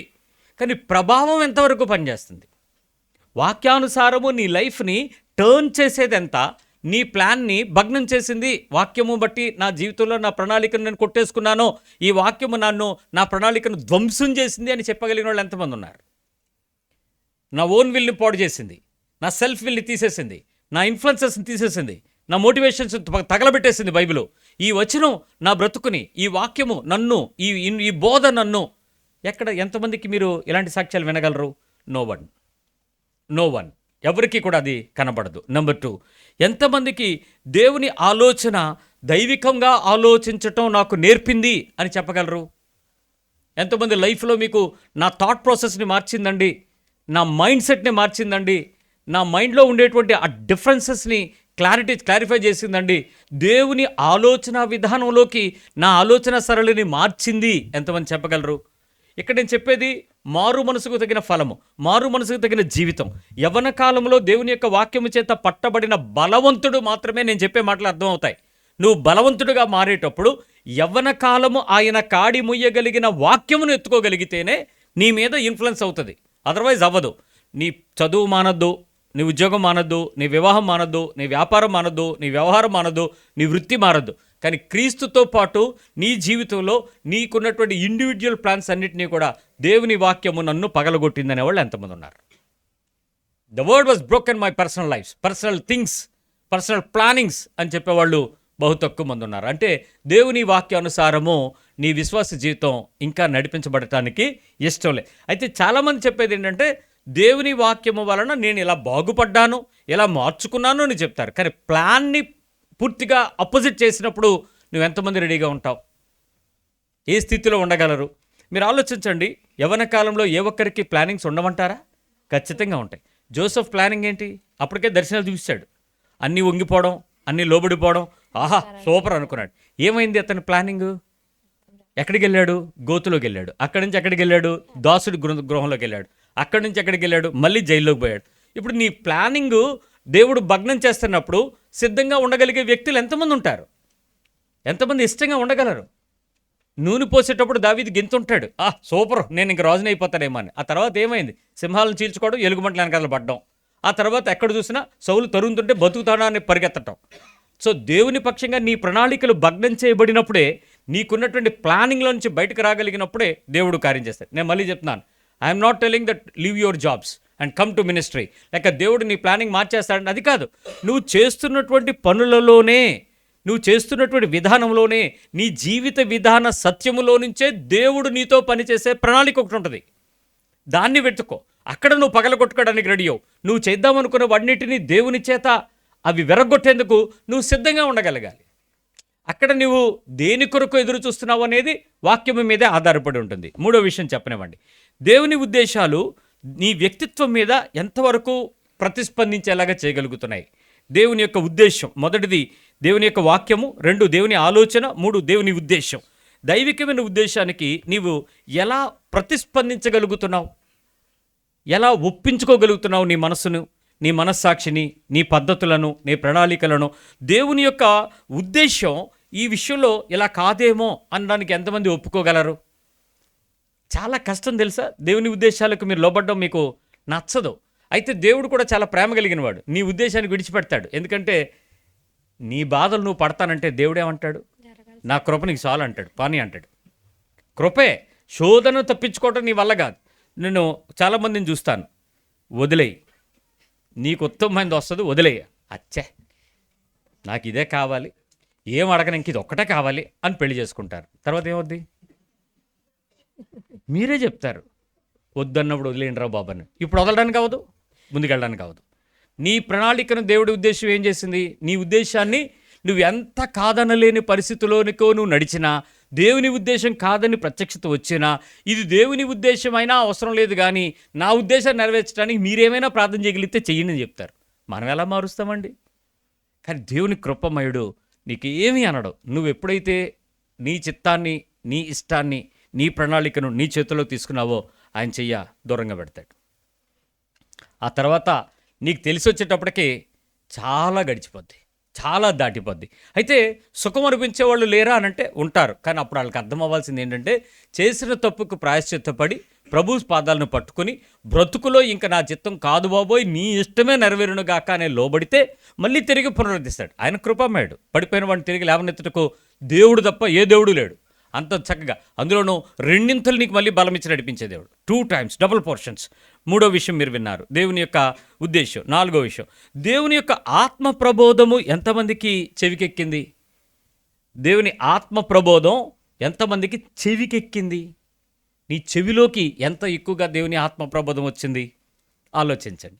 ఈ విషయాలు, ఈ 4 మీ బ్రతుకులో ప్రతి సందర్భంలో దేవుడు తన ప్రేమను వెల్లడి చేసేటప్పుడు, తన కృపను వెల్లడి చేసేటప్పుడు, తన ఉనికిని నీకు వెల్లడి చేసేటప్పుడు ఈ 4 నీతో మార్చాలనుకుంటాడు. ఇవి నీ లైఫ్లో వేసుకునే ప్లానింగ్ని మార్చాలని కాదు, ఆయన చేత అది డైరెక్ట్ చేయబడాలని, నిన్ను మాన్పించడానికి కాదు, ఆయనకు లోబడేటప్పుడు బెస్ట్ది, అవుట్ ఆఫ్ బెస్ట్ నీకు ఇవ్వాలని. చిన్న విషయమే ఉంటుంది. మీరు అనుకోవచ్చు, ఈరోజు నేను ఎత్తుకున్నటువంటి ఉద్యోగం దేవుని చిత్తం కాదేమో అన్నయ్య చెప్తున్నాను. కాదు, నువ్వు చేయబోతున్నది దేవుని ఉద్యోగం. అందుకే దేవుడు నీకు దానికి పాస్ చేయించాడు, దానికి ప్రమోట్ చేయించాడు, దానికి ఇంటర్వ్యూ క్వాలిఫై చేయించాడు. నువ్వు ఉద్యోగంలోకి వెళ్ళటం దేవుని చిత్తమే. నువ్వు ఆ పనిని మార్చమని నేను చెప్పట్లా.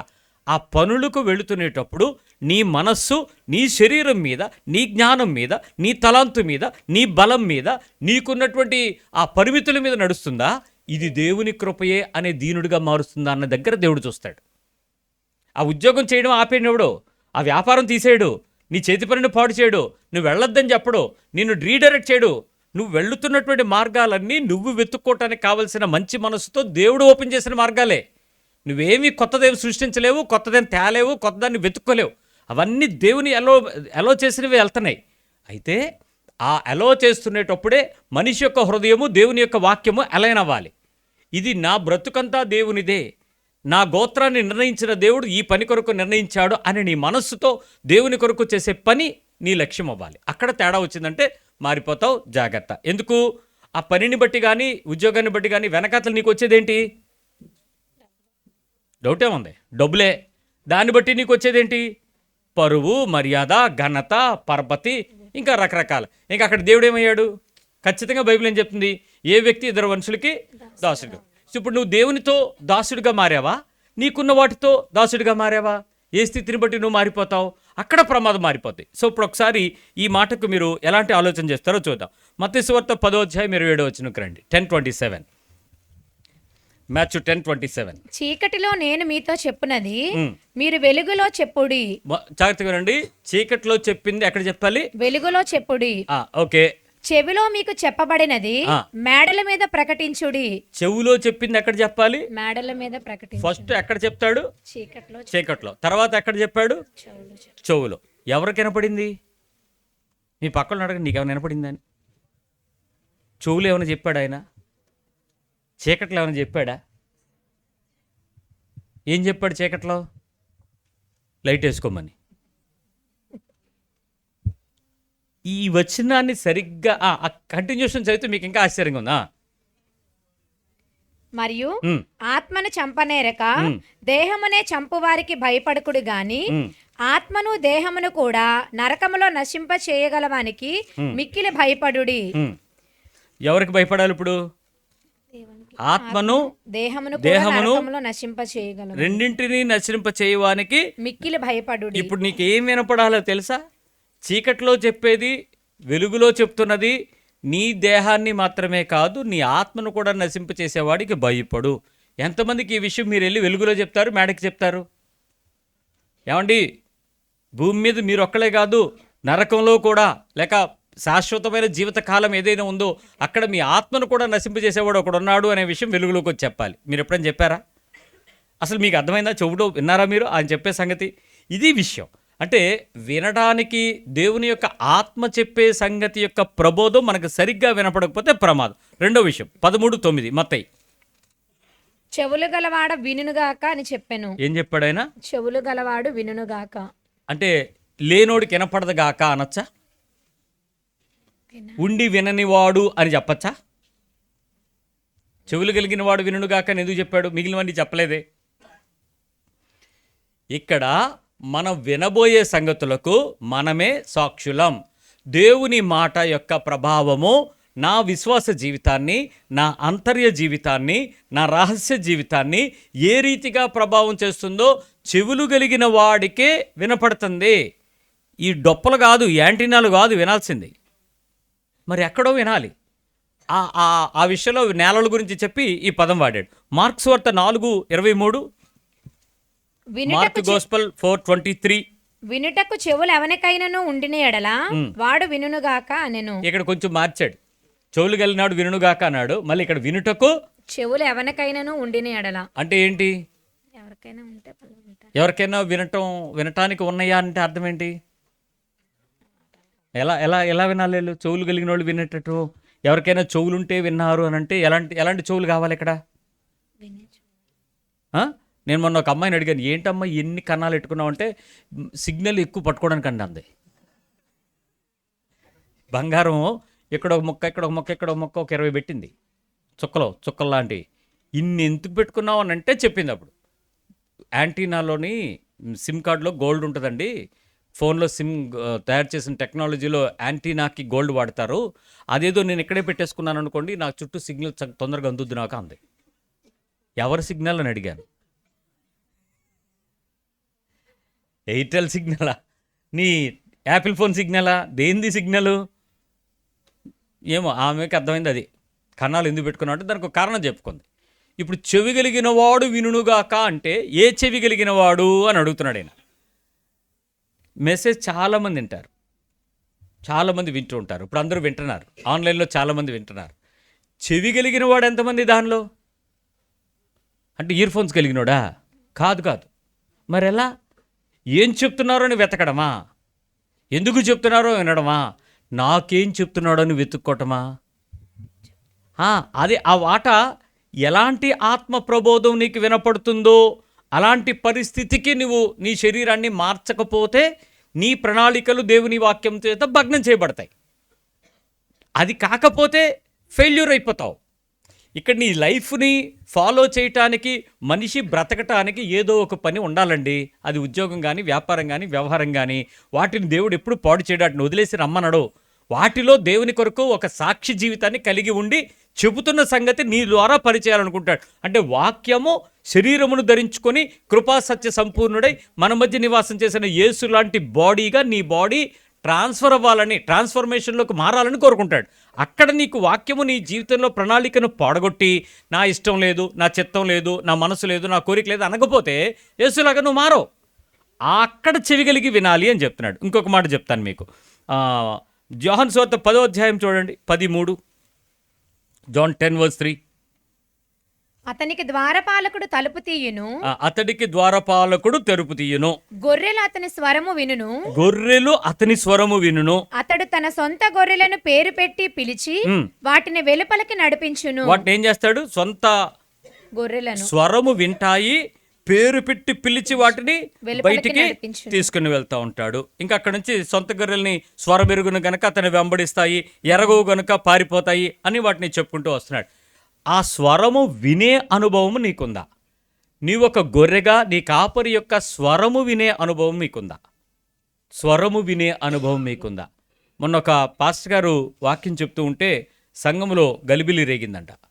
ఆ సహోదరి వాళ్ళ భర్తను తీసుకుని నా దగ్గరకు వచ్చి, అయ్యగారు ఇంక మరి మాకు మనసు లేదండి, ఇంక అక్కడికి మేము వెళ్ళమండి, ఇంకా మరి మేము మీ దగ్గరికి వస్తామండి అంది. అమ్మ ఆ పని మాత్రం చెయ్యి, మాకు ఏం చెప్పారో ఒకసారి నన్ను కూడా వింటాను, రేపు రండి, నేను ఆ మెసేజ్ విన్నాక నేను మీతో మాట్లాడతానని అయ్యగారు పెట్టినటువంటి ఆ లైవ్ మళ్ళీ వీడియో తీసుకుని నేను కూడా క్షుణ్ణంగా 3 సార్లు విన్నాను ఆయన ఏం చెప్పాడని.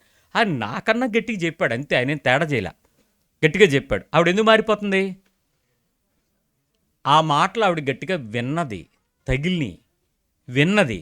విన్న తరువాత ఆవిడకి ఏమర్థమైందంటే నన్ను అనడానికి నువ్వే అవడం అనుకుంది. ఈ దగ్గరికి వెళ్తే ఇక నన్ను పేరు పెట్టేస్తున్నాడు, మరి నా గొర్రెలు నా స్వరం అంటే వాటికి పేరు పెట్టి తెలుసుకున్నంటే పేరు పెట్టి తిడితే తప్ప? ఏమ్మా ఎస్తేరమ్మా అన్నాం అనుకో, 4 ఎస్తేర్లు ఉంటారు. ఏ ఎస్తేరు? రూతమ్మ అన్నాను, 4 రూతులు ఉంటారు. ఏ రూతమ్మ? ఓ జాను అన్నాం అనుకో, 3 జానులు ఉంటారు. ఏ జాను? 3 నన్ను అనుకున్నారని చచ్చికాళీ చేస్తే మంచిదే, నువ్వు ఆయన స్వరం విన్నావు, సరిపోయింది. కానీ ఎలా స్పందించావు? ఎట్లా వినబడింది? ఏ స్థితిలో నీ హృదయం అర్థమయ్యింది? అక్కడ దేవుని యొక్క వాక్యము ఆత్మ చెప్తున్న సంగతి చెవిగలిగి వినటం. బైబిల్లో ప్రకటన గ్రంథంలో 8 సార్లు చెవిగలిగిన వాడు వినుగాక, చెవిగలిగిన వాడు చెవిగలిగిన యేసుప్రభు వారు చెప్పిన విషయంలో నూతన నిబంధనలో కూడా ఇలాంటి చాలాసార్లు వస్తాయి. ఇక్కడ మీకు ఒక ఎగ్జాంపుల్ చెప్తాను. నిజంగా మీకు చెవి ఉందో లేదో, అసలు చెవు వినటానికి ఎలా ఉందో ఒకసారి ఆలోచిద్దాం. ఆత్మ చెప్పే సంగతి అర్థమవుతుంది, అందరికీ అర్థమవుతుంది. ఇప్పుడు ఈ పిల్లలకి ఈ వచనం ఒక వచనంలాగా అర్థమవుతుంది, కొంతమందికి ఒక స్టేజ్లో అర్థమవుతుంది, ఇంకొంతమందికి ఈ నా మీద పగబట్టాడు అన్నట్టు ఉంటుంది, నా మీద నాకే చెప్తున్నాడు ఇవన్నీను, ఈ బంగారం గురించి బట్టల గురించి అన్నట్టు. సో ఒకసారి చూద్దాం. లూకా సువార్త 14:26 14:26 నుంచి. ఎవడైనను నా ఇక్కడ యొద్దకు వచ్చి మళ్ళీ చెప్తున్నా, బైబిల్లో ఉండేటువంటి భాషను ఎవడో కరెక్ట్ చేయలేడు. ఎవడైనను అన్నాడంటే అక్కడ ఏదో ఉందని అర్థం. అంటే ఏంటి? That Bible is not caring anyone. ఎవరైనను అన్నారు అనుకోండి, రెస్పెక్ట్ ఇచ్చింది. ఎవడైనను అందనుకో, ఛాలెంజ్ చేస్తుందని అర్థం. అందుకని బైబిల్లో ఆ పదం తాలూకా ఇంటెన్సిటీని బట్టి మెసేజ్ ఉంటుంది. ఎవడైనను అన్నాడు అనుకోండి, ఎవడైనను అంటే ఇంకెవడైనా సరే నా యొద్దకు వచ్చి అంటే యేసుప్రభు నమ్ముకుని తన తండ్రిని, అమ్మా, తల్లిని, ఆ, భార్యను, ఆ, పిల్లలను, ఆ. అన్నదమ్ములను, అక్క చెల్లెళ్లను, తన ప్రాణమును సహా ద్వేషింపకుంటే. ఇప్పుడు అన్నిటితో పాటు కొత్తది యాడ్ అయింది. ఏంటి ఇక్కడ? ప్రాణము. ఇప్పుడు నీ ప్రాణం కూడా వదిలేయాలంటే వదిలేకపోతే ఏమవుద్ది? నా శిష్యుడు కానేరడు. అమ్మయ్య, నువ్వు శిష్యుడు అవ్వాలంటే ఏమేమి వదిలేయాలి? అమ్మ కూచీలందరూ ఏమవ్వాలి? నాన్న కూచీలందరూ ఏమవ్వాలి? భార్య కూచీలందరూ ఏమవ్వాలి? భర్త కూచీలందరూ ఏమవ్వాలి? ఆఖరికి సెల్ఫ్ కూచీలందరూ ఏమవ్వాలి? ఇండివిజువల్ అయిపోవాలి, వదిలేయాలి. యేసుప్రభు శిష్యుడు అంటే ఎలా ఉండాలంటే వాటితో నాకు సంబంధం లేదన్నట్టు ఉండాలి. ఓకే, పిల్లలకి ఈరోజు వదిలేయమంటే గొప్ప శుభవార్త. తల్లులు వదలగలరా? అది సిలువ. పిల్లలకి మా పాస్ గారు ఏం చెప్పారు? వదిలేయమన్నారా? వదిలే, నేను ఎక్కడికైనా వెళ్తాను, నీకెందుకు వదిలే, నేను అందుకు వదిలేయమన్నానా? భార్య ఏమంటారు? పెద్దానికి నువ్వెవడవయ్యా నా మీద కంట్రోల్ చేస్తావు? అన్నయ్య ఏం చెప్పాడు? భార్యను వదిలేమన్నాడు, వదిలే అంటే నీకేంటి? స్వేచ్ఛానుసారి వేరుగా ఉండేది స్వేచ్ఛానుసారి. దానివల్ల ఏమవుద్ది? నీ కర్మ నువ్వు గొయ్యతవుతావు. యవనస్తురాలు అయితే ఇంకా ప్రమాదం, విధవరాలు అయితే ఇంకా డేంజరు. ఏ కొంపలో తిరుగుతావో, ఎడిపోతావో, ఎలా తిరుగుతావో, ఎక్కడికి వెళ్తావో నీ మీద అదుపే ఉండదుగా విధవరాలకి. విధవరాలు ఎవడి మాట వింద కదా. కాబట్టి యవనకాలపు విధవరాలు ఇంకా డేంజరు. ఎన్ని వాక్యాలు హెచ్చరిక చేస్తూ ఉంటే వదిలేయమన్నాడు అన్నయ్య, వదిలేయమన్నాడు బాబు అంటే బైబిల్ ఏం చెప్పింది? వదిలేయమని చెప్పాడు. కానీ ఆ వదిలేయడం దేని కొరకు వదిలేయమన్నాడో చూసుకో. చెవులు కలిగిన వాడు వినుగాక. ఇంకా కిందకు రండి. ఇది మొదటిది, ఫస్ట్ సెక్షన్. సెకండ్ సెక్షన్కి వస్తాను. 28 ఏం చేయాలి? మొదట తన ప్రాణమును సహా ఏం చేయాలి? ద్వేషింపకుంటే వాడు నా శిష్యుడు కానేరడు. ఇప్పుడు నేను మళ్ళీ నీ ప్రాణాలు ఏంటో చెప్పేస్తాను. నీ సుఖం ఒకసారి చెప్పండి, మీ పక్క వాళ్ళు గుర్తుంటుంది. నీ ఆనందం, నీ సంతోషం, నీ విశ్రాంతి, నీ తృప్తి, నీ అనురాగం, నీ స్వంతం, ఇవి నీ ప్రాణాలు. వీడిని వదిలేయండి చూద్దాం. వదిలేయడం కాదు, పైన ఎవరెవరిని వదిలేయాలి? అన్న, తమ్ముడు, అక్క, చెల్లి, తల్లి, తండ్రి, భార్య, భర్త, వదిలే. ఇప్పుడు ఇక్కడికి వచ్చేటికి ఎవరు వదిలేయాలి? సెల్ఫ్ అంటే సుఖము, సంతోషము, తృప్తి, అనురాగము, ఇప్పుడు చెప్పినటువంటి లిస్టు, ఆనందము, విశ్రాంతి, ఇవన్నీ వదిలేసి. నెక్స్ట్ వదిలేసి ఊరుకుంటాడా? ఏం చేయాలి? వదిలేసి. మరియు ఎవడైనను తన సిలువను మోసుకొని. మళ్ళీ ఇక్కడ ఇంకోటి పట్టుకెళ్ళాలండి, మెడలో వేసుకునేది కాదు. ఏది? లాకెట్టు బదులుగా, మంగళసూత్రానికి బదులుగా సిలువ వేసుకుంటున్నారు. ఆ సిలువ లేయొద్దు. సిలువను మోసుకొని నన్ను వెంబడింపని ఎడల. మళ్ళీ చెప్తున్నాడు, వేసుకొని కాదు, మోసుకొని. సిలువను వేసుకొని కాదు, మోసుకొని. అంటే ఏంటి? వేసుకునేది సింపుల్గా ఉంటుంది, గొప్పగా ఉంటుంది, క్రేజీగా ఉంటుంది. మోసేది అసహ్యంగా ఉంటుంది, చెప్పుకునేదిగా ఉంటుంది, అందరూ చూసి నెటకరంగా నవ్వేదిగా ఉంటుంది. అది మోసుకొని. నన్ను వెంబడింపని ఎడల వాడు నా శిష్యుడు కానేరడు. సో ఇప్పుడు నువ్వు చెవి కలిగిన వాడు వినుగా కందంతా ముగిస్తాడు. ఇక్కడ ఈ 2 వచనాలు మనకు ఎంతవరకు వినపడ్డాయి? ఏ స్థితిలో మనం దేవుని యొక్క పరిపూర్ణతలో మనం నడిపించడానికి వినబడుతున్నాయి? దేవుని మాట నా ప్రణాళికను, నా కోరికను, నా ఇష్టాన్ని పగలగొట్టకపోతే, దానిని భగ్నం చేయకపోతే నా విశ్వాస జీవితం భ్రష్టత్వంలోకి పోతుంది. నేను దేవుని యొక్క కృపలో నడిపించబడట్లేదు. ఈ విషయంలో నువ్వు ఎన్ని చెప్పినా దేవుని వాక్యానికి వ్యతిరేకంగానే ఉన్నావు. ఇక్కడ ఇంకా కిందకు వరండి. 28 నుంచి 30 2 వచనాల్లో ఒక పెద్ద విశ్వాసం చెప్పాడు ఆయన. మీలో ఎవడైనను ఒక గోపురము కట్టింపగోరిన ఎడల దానిని కొనసాగించుటకు కావలసినది తన యొద్ద ఉన్నదో లేదో అని కూర్చుండి తగులబడి మొదట లెక్క చూచుకొనుడా, చూచుకొనిన ఎడల అతడు దాని పునాది వేసి ఒకవేళ దాన్ని కొనసాగింపక లేకపోయినందున చూచువారందరూ ఈ మనుష్యుడు కట్ట మొదలు పెట్టెను గాని కొనసాగింపలేకపోయినని అతన్ని చూచి ఎగతాళి చేయసాగుదురు. ఎగతాళి చేయబడేలాంటి జీవితం జీవిస్తావా? గొప్పగా కనపడేటట్టు జీవితం జీవించాలనుకుంటున్నావా? మనలో అన్నమాట. గొప్పగా కనపడాలి. ఇక్కడ బైబిల్ ఏం చెప్తుందంటే, ఎవడైనాను ఒక మంచి గోపురం కట్టిద్దాం అనుకుంటున్నాడు, ఒక ఫ్లోర్ వేద్దాం అనుకున్నాడు అనుకుందాం, పునాది వేసేసాడు. వేసిన తర్వాత వాడికి అర్థమైంది, నీకు ఎలా కడతానో తెలుసా, ఈ ఊర్లో అందరూ నా వైపు చూసి ఎలా కడతానని చెప్పేసుకున్నాడు అందరికీ. నేను ఎలాంటోడినో తెలుసా, ఎంతలా చేస్తానో తెలుసా, అసలు ఈ మ్యాపే ప్రపంచంలో లేనట్టు ఎట్లీ నుంచి డిజైనరు, అమెరికా నుంచి మార్బుల్, ఇంకెక్కడి నుంచో రష్యా నుంచి దాని లోపల చెక్కడం, ఇవన్నీ ఏవో చెప్పాడు. అందరూ ఎదురు చూస్తున్నారు. మంచి అట్టహాసంగా పునాది వేసాడు. కొద్ది రోజుల తర్వాత వాడికి అర్థమైంది, సరుకు అంతా పునాదికి వెళ్ళిపోయింది. మొత్తం విటమిన్ ఎమ్ అంతా భూమిలో తొక్కేశాడు పునాది. ఇప్పుడు పునాది చాలా గట్టిగా చేస్తేనే పైన పెద్దగా వస్తుంది కదా. అందరూ చెడుతున్నారు, భయ్యా పైన ఎప్పుడు లెగుతుందని, మీ దగ్గర ఏమైనా ఉందా అని అడుగుతున్నాడు. అప్పుడు ఎలా ఉంటుంది, ఎలా నేనెందుకు ఇస్తాను, నువ్వు కట్టుకుంటే గొప్పగా నువ్వు కడదాం అనుకున్నావు, నేనెందుకు ఇస్తాను లేదనిసి అందరూ ఎలా చెప్పుకుంటారు? చాలా బెటగా. ఏమండి, ఈ విషయానికి ఈ ఉపమానానికి నిన్ను నువ్వు వదిలేసుకోవాలనడానికి ఏమైనా సంబంధం ఉందా? నీకేమైనా అర్థమైందా? ఇక్కడే చెవి కలిగినోడికే అర్థమవుద్ది, అందరికీ అర్థం అవ్వదు. ఈ బైబిల్ ఎన్నోసార్లు చదువుతాం, దీనికి దానికి ఏంటి సంబంధం? సెటిల్ చేసుకోవడానికిను, కట్టుకోవడానికిను, కట్టేటప్పుడు లేకపోతే అవమానపరచడానికిను, వదిలేసుకోవడానికి ఏంటి సంబంధం? యేసుప్రభు అడ్డదిడ్డంగా మాట్లాడుతున్నాడు. కింద ఉపమానం చదవండి, 31 నుంచి 32. మరియు ఏ రాజైనను మరి ఒక రాజుతో యుద్ధం చేయబోవునప్పుడు తన మీదకి 20,000 మంది వచ్చుచున్నానని 10,000 మందితో ఎదిరింప శక్తి తనకు కలదో లేదో అని కూర్చుండి నా దగ్గర 10,000 మంది సైన్యం ఉన్నారు, నాగేంద్ర మహాప్రభు 20,000 మందితో వస్తున్నాడు. ఇప్పుడు ఆ నాగేంద్ర మహాప్రభుని నేను ఎదుర్కోవాలంటే నా దగ్గర ఉన్న 10,000తో ఆ 20,000 మందిని ఎదుర్కోగలనో లేదో నాకు తెలుసుదా తెలీదా? అంటే 1:2, ఒక సైనికుడికి 2 సైనికులు, ఏమొక్కడు కాకపోయినా 4 కలిస్తే 2 పోతాం కదా. ఇప్పుడు వాళ్ళతో పోటీ పడి నేను గెలవలేను కదా. అప్పుడు ఏం చేయాలి? దూరం ఉండి వర్తమానం పంపించి, మహాప్రభు రాయబారం పంపిస్తున్నాను, నీకు ఎంత కప్పం కావాలో అంత కడతాను, మర్యాదగా నా మీద యుద్ధం చేయకు, నా మనుషుల్ని చంపకు, నన్ను వదిలే ప్రభు అని తను ఏం చేసుకుంటాడు? సమర్పించుకుంటాడు, వదిలేసుకుంటాడు. తన మీద ప్రెస్టీజ్ వదిలేసుకుంటాడు. వదిలేసుకుని ఆయనకు అప్పగించేసుకుని తగులు ఇబ్బంది నష్టం కలగకుండా చూసుకుంటాడు. దీనికి ప్రాణాన్ని ద్వేషించడానికి ఏమైనా సంబంధం ఉందా? మరి ఎందుకు యేసుప్రభు ఈ 2 విషయాలను చెప్పాల్సి వచ్చింది? ఇక్కడ నేను దీన్ని ఎక్స్ప్లెయిన్ చేయాలనుకోవట్లేదు, టైం లేదు. కానీ ఒక మాట మనం ఆలోచిద్దాం. ఈరోజు ఈ 2 సందర్భాల్లో ప్రెస్టీజ్కి వెళ్లకుండా దేవుని కొరకు నిన్ను నువ్వు కోల్పోయే స్థాయికి ఎదురు చూడగలవా అన్నది దాని భావం. ఏ ప్రెస్టీజ్కి వెళ్ళడానికి వెళ్ళలేదు, హానెస్ట్గా యాక్సెప్ట్ అయిపోవాలి. ఎస్, నేను చేయలేకపోయాను, సారీ, నేను కట్టలేకపోయాను, సారీ, నేను చేయలేకపోతున్నాను, సారీ, వదిలేయగలవా?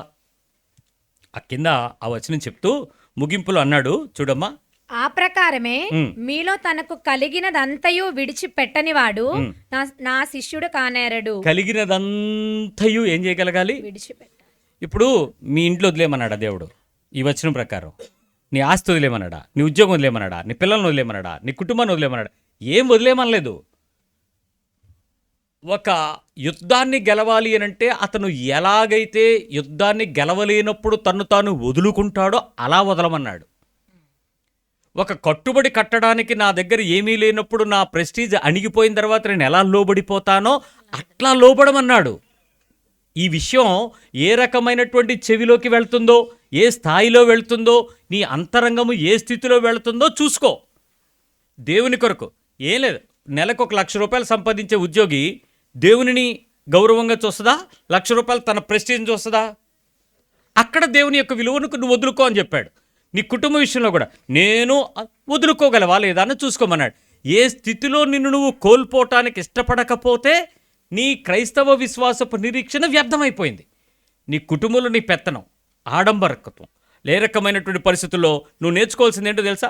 తగ్గించుకోవడం, సమాధానపడడం, స్వంతాన్ని గ్రహించడం, వదులుకోవడం, మానుకోవడం, కోల్పోవడం, అభిమానం కోల్పోవడం, వ్యక్తిత్వం చంపుకోవడం, వాస్తవాన్ని గ్రహించడం. ఇవన్నీ ఆయన వెంబడించేటప్పుడు ఏ పరిస్థితుల్లోనూ నీ పట్టుదల కానీ, నీ పంతం కానీ, నీ కళ కానీ, లేక నీకున్నటువంటి మాట కానీ, నీకున్న పరిపాలన కానీ, అవన్నీ ప్రభు కొరకు వదులుకోగలవా? వదిలేయగలరా వీటన్నిటిని? ఒప్పుకుంటుందా మనసు? చెవి కలిగిన వాడు వినుగాక అంటే ఏంటి? విన్నాం, దేవుడిని వదలను, దేవుడితోనే ఉంటాను, నా ప్లాన్ నేను చేస్తాను. ఆవిడ చెప్పింది, మా అమ్మాయి చాలా మంచిదండి, మా అమ్మాయి చాలా మంచిది, వాళ్ళ ఆయన్ని గ్రిప్లో పెట్టుకుంది, మా కొడుకే సవట, పెళ్ళని చెప్పినట్టు వింటున్నాడు. ప్రాబ్లం ఏంటి? వాళ్ళ అమ్మాయి తెలివైంది, వాళ్ళ అబ్బాయి సవట. అంటే ఎవరి గురించి చెప్తున్నావు? పట్టుకుంటున్నదేంటి, వదులుకోవాల్సిందేంటి? నీ భర్తతో నీ జీవితంలో, నీ భార్యతో నీ పరిపాలన, నీ బిడ్డలతో నీ సంబంధం, నీ పొరుగువానితో నీ అనుబంధం, నీ ఆస్తుల మీద నీ మమకారం, నీ శరీరం మీద నీకున్న గర్వం యేసు ప్రభు యొక్క మాటకు ఏ స్థాయిలో లోబడగలిగింది? ఎంత ఒప్పుకోగలిగింది? ఎంత విడుచుకోగలిగింది? నీ సంపాదన కానీ, నీ ఆస్తి కానీ, నీ బలము కానీ, నీ మాట పట్టింపు కానీ ఎంత కోల్పోగలిగింది? అక్కడ నీ శిష్యత్వం అర్థమవుతుంది. అందుకే క్రైస్తవ్యం నీ ప్రణాళికలను భగ్నం చేసే స్థితికి పెరగకపోతే, దేవుని యొక్క మాట నీ ఆలోచనను మార్చకపోతే, నీ ట్రెండ్లో నీ గర్వాన్ని లేపేదాన్ని తగ్గించకపోతే అసలు నీ క్రైస్తవ్యంలో మార్కే పడదండి. చెవిగలిగి విను అంటున్నాడు. సో ఇప్పుడు ఆలోచించండి, ఈరోజు దేవుని వాక్యానుసారమైనటువంటి జీవితం ఒక లక్ష్యం మనకుంది. ఏంటా లక్ష్యం? ప్రేమ, సమాధానం, సాత్వికం, అవతల మనిషి క్షమాపణ, నీ నీ ఇవన్నీ నోటి మాటతో చెప్తున్నామా, చేసేస్తున్నామా? నేను అందరూ అంటలేదు, చేయగలుగుతున్నారు. ఎంతవరకు చేయగలుగుతున్నారు? ఒక రేంజ్ వరకే చేయగలుగుతున్నారు. ఆ తర్వాత ఏమవుతుంది? ఆవిడ చేస్తాడులే అని వదిలేస్తున్నారు. వదిలేయడానికి కుదరదు అని చెప్తున్నాడు ఆయన. చెవిగలిగి వినటం అంటే దేవుని వాక్యము ఎంతగా నీ శరీరం మీదకి, నీ ఆత్మ మీదకు, నీ లైఫ్ మీదకి ప్రభావం చూపించే స్థాయికి పెరుగుతుందో చూసుకోండి. అలా పెంచకపోతే డే టు డే లైఫ్లో చర్చికి అటెండెన్స్ పెరుగుద్దేమో కానీ ప్రభు నుంచి నువ్వు తెచ్చుకునేది ఏది ఇంచు కూడా పెరగదు. సో అర్థం చేసుకుందాం, ఐహిక విచారాలు నిన్ను ఇంకా గెలవనివ్వట్లేదని అర్థమవుతుంది. చాలా పరిస్థితుల్లో మనం విననేరకుండినట్లు చెవులు మందమైపోతున్నాయి, దేవునికి ఓపెన్గా ఉన్నాయి, మనం వింటలేదు. పరీక్షించుకుందాం. ఆఖరి దినాలకు వచ్చేస్తున్నాం. ఈ పరిస్థితుల్లో మనం గెలవకపోతే దేవుని యొక్క రాజ్యానికి మనకే స్థానమో ఆయన నిర్మోహమాటంగా చెప్తాడు. నువ్వు పేరు మట్టుకుంది, చచ్చిందానివి, నువ్వు నోటితో స్తుతిస్తున్నావు, నా హృదయం నీ హృదయం నాకు దూరంగా ఉంది, నువ్వెవరో నాకు తెలియదు అనడానికి ఆయన ఏం మొహమాట పడ్డు. ప్రార్థన చేద్దాం.